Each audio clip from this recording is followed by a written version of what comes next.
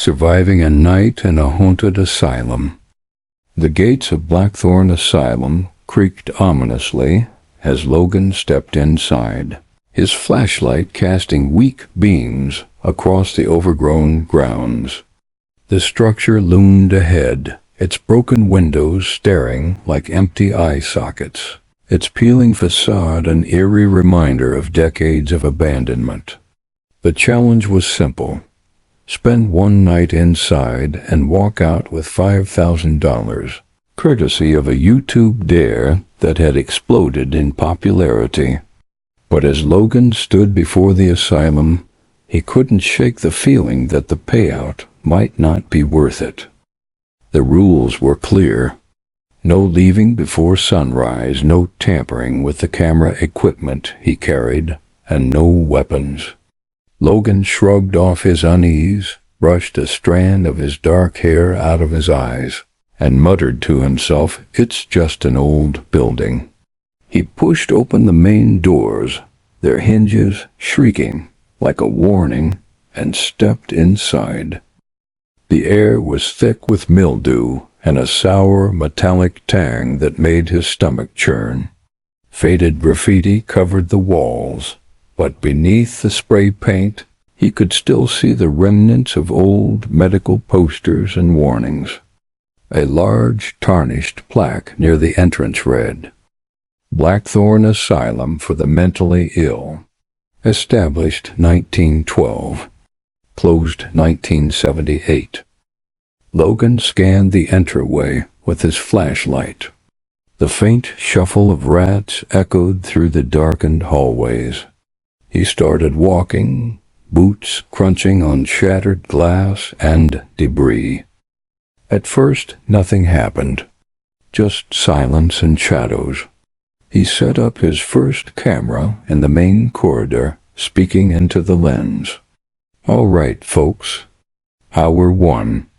Nothing but creepy vibes. And is that mold? Yep, definitely mold. I'm gonna check out the patient wing next." The patient wing was worse. Rows of crumbling doors lined the walls, many hanging off their hinges. Logan picked one at random and stepped inside.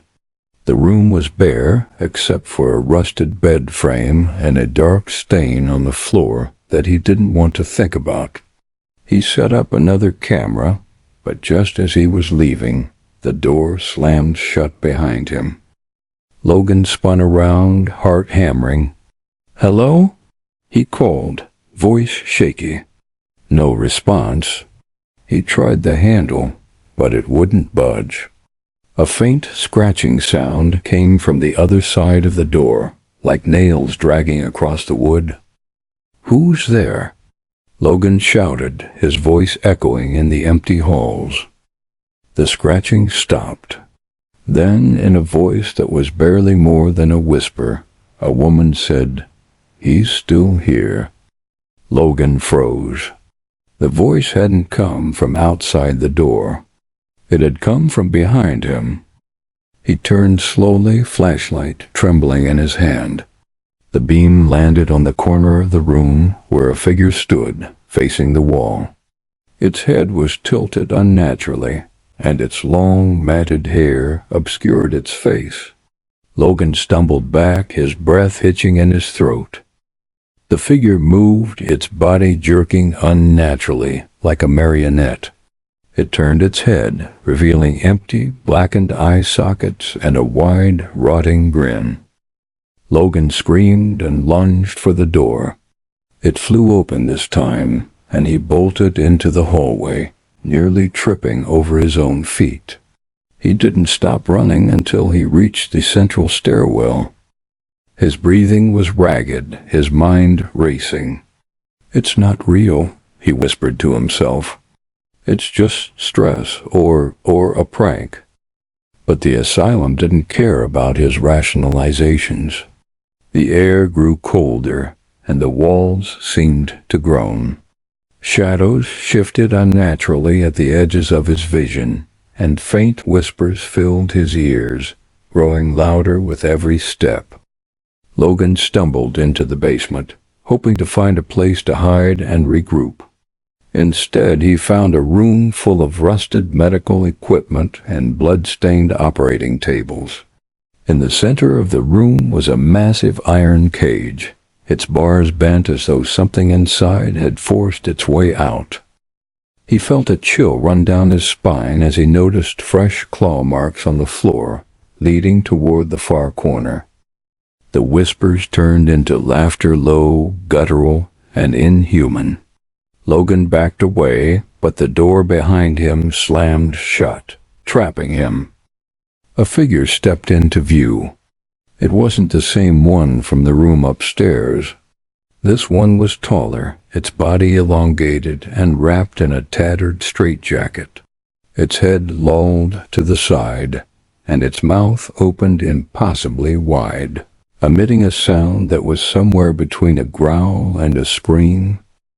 Logan pressed himself against the wall, every nerve in his body screaming to run, but his legs refused to move. The thing advanced, its hollow eyes locking onto him. In a panic, Logan fumbled with his flashlight, the beam flickering wildly. He swung it at the creature, and for a moment it recoiled, letting out an ear-piercing shriek. Logan seized the opportunity and ran, not caring where he was going as long as it was away from that thing. The asylum seemed alive now, its corridors twisting and shifting, leading him in circles. Faces appeared in the walls, their mouths silently screaming. Hands reached out from the darkness, grabbing at his clothes and skin. By the time he found his way back to the entrance, the first rays of dawn were breaking through the shattered windows. Logan burst through the front doors, collapsing onto the overgrown lawn. He looked back at the asylum, expecting to see those creatures watching him from the windows, but there was nothing. Just silence. The $5,000 was wired to his account later that day, but Logan didn't care. He deleted the footage without watching it and vowed never to speak of that night again. But sometimes, late at night, he swore he could still hear the whispers, faint and mocking, as though Blackthorn Asylum wasn't finished with him yet.